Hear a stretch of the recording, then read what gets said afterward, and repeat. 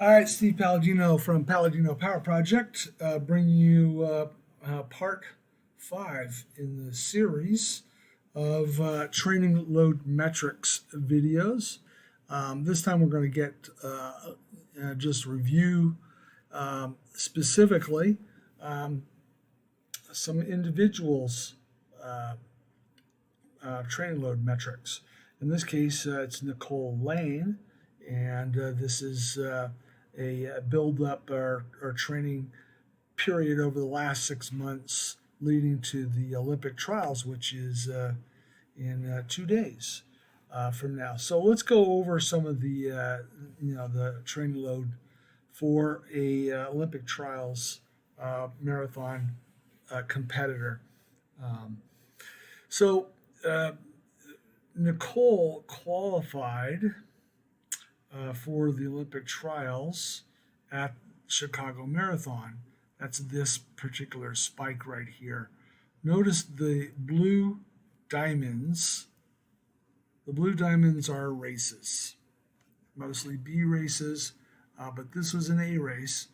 And I'm not going back to follow all the Chicago build, but um, if we notice that Chicago build peaked out with this is a long run, I can tell because of the spike in acute training load right here.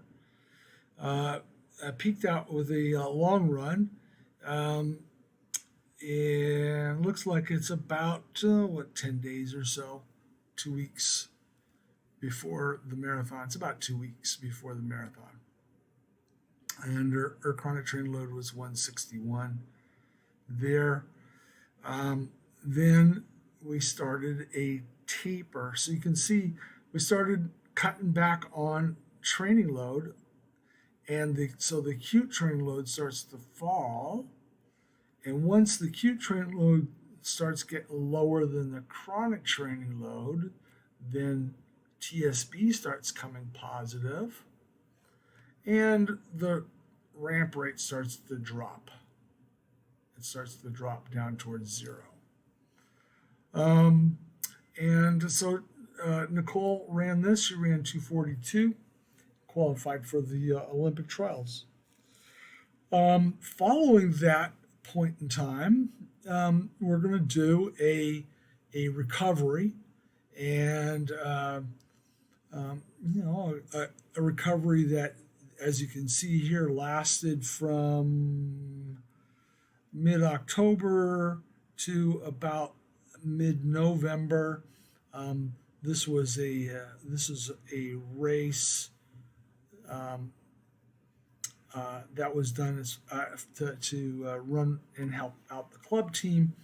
But you can see that during this period of recovery, there's minimal running, maybe a little bit of biking, and maybe a little bit of other cross training, and then some introduction of running. And so, with no running or nothing of substance or volume, then the acute training load continues to drop and a chronic training load starts to drop. We start giving that up. So, that's one of the issues when we have a race. We're going to lose some chronic training load in the taper. That's necessary to You have to lose chronic training load to get your TSB up, training stress balance up. And then after a race, particularly if it's a more difficult race to recover from, there's going to be a little recovery period as well. Now, the more difficult the race, this is a marathon PR, the longer the recovery period. So you give up TSB chronic training load here, you give up some more chronic training load here, and then you find yourself, I'm not in as good a shape.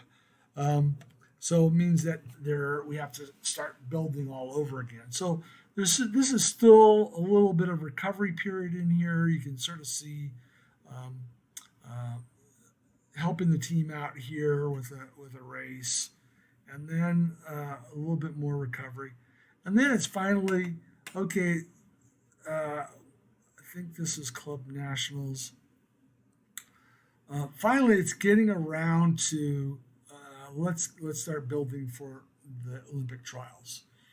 Now, the beauty of having that fitness before, there's sort of a shampoo effect. Yeah, we've lost a lot of chronic training load, but because of what went before, it's a little bit easier to build it back up once you get to it again.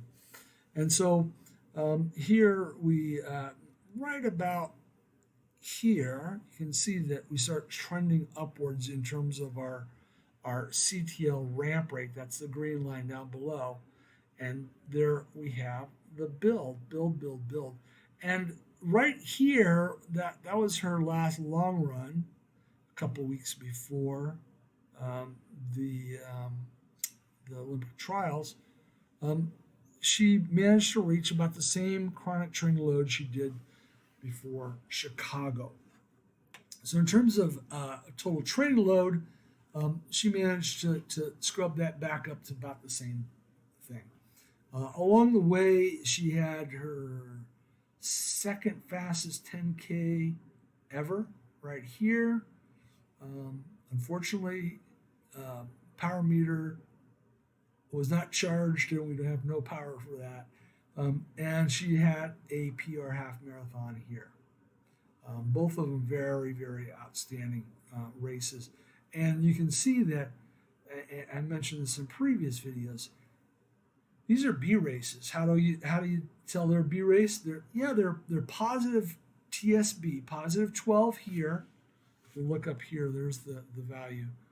Positive 12 there, positive 9 for the 10K. But if you look down below the green line, the ramp rate was still positive. Positive 2.5 here, positive 3.1 here. So she was still in the midst of this marathon build, but she was able to get some races with a minimal loss of CTL, just enough to get her a little bit positive, but be able to jump right back into it and get right back into that ramp that she was doing. So that is looking at it from purely training load perspective. But what I'd like to do also is what was happening with the intensity load. And you can see here's the remainder of the build for this Chicago marathon. And see that we got to a certain level, plateaued off a little bit of sharpening right at the end. And part of that is this race effect will bump those up as well. So there it is in terms of the blue line being the chronic intensity load, the training, the volume of training, time in zones greater than equal to 95% of FTP. That's the blue. The red is the volume of training, time in zones greater than or equal to 103% of FTP. So this is half marathon power and above, and what I would consider the beginning of higher intensity training.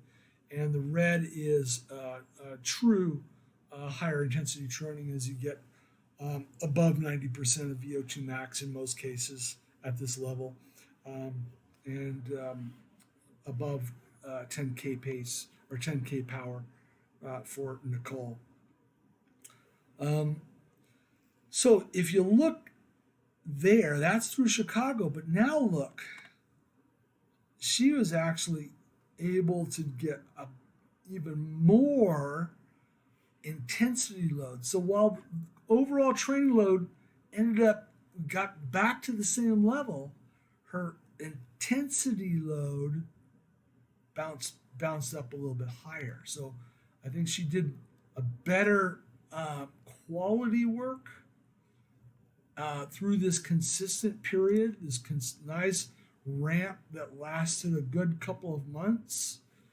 She was able to get in a little bit better level of intensity, or the composition was a little bit higher intensity coming in through this one. So that bodes well in terms of her preparedness for the marathon. The last thing is I put her her planned runs for the next few days in, and I'm waiting for this to load up, and I can actually look at this projection. So this last part. This is where we up to today, and this is what the projection is for race day, and you can see that chronic training load is tapering off. Acute training load is well below chronic training load. TSB bumps to plus 29, and the ramp rate is negative for 3 days. There's 1, 2, 3 days. So that is a pretty perfect taper for an A race, to be able to get to a nice positive TSB in that 15 to 25 range, or for her even up to 30 works well. But the key is a ramp rate that's only that's negative for only about 3 days, and not longer.